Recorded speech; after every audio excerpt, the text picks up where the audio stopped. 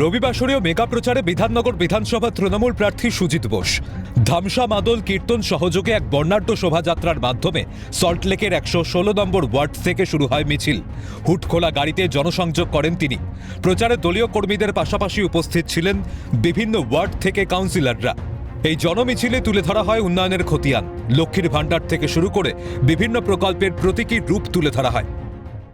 রবিবাসরীয় সকালে প্রচারে ব্যস্ত বিধাননগর বিধানসভা কেন্দ্রের তৃণমূল প্রার্থী সুজিত বোস।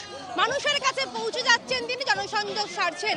ইতিমধ্যেই দেখা যাচ্ছে একেবারে ১১৬ নম্বর ওয়ার্ড থেকে শুরু করে বৈশাখী পর্যন্ত এই মিছিলের মহা মিছিলের আয়োজন করা হয়েছে।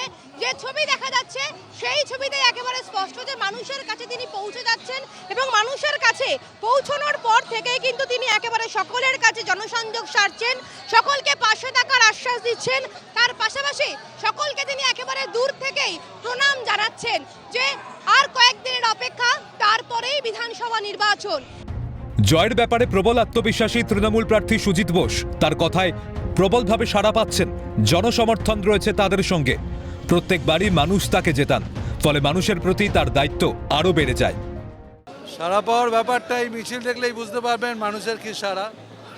মানুষ প্রচুর সাড়া আছে, আর প্রত্যেকবারই মানুষ এখানে আমাকে জেতায়, আর মানুষের কাছে আরও দায়িত্ব কর্তব্য বাড়ে আমার। মানুষ বলছে আবারও পঞ্চমবারের জন্য আপনাকেই চাইছে। সেটাই হবে, শুধু সময়ের অপেক্ষা।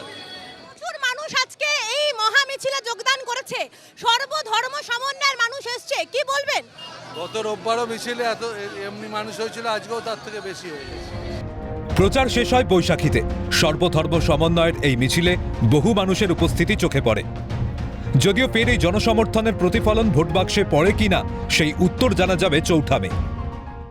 ইতিমধ্যেই দেখা যাচ্ছে প্রত্যেকটা রবিবারে তিনি সকাল থেকেই বেরিয়ে পড়ছেন প্রচারে। ক্যামেরায় সুরজিৎ প্রামাণিকের সাথে দীপঞ্জনা সাউ, ক্যালকাটা নিউজ, সল্টলেক।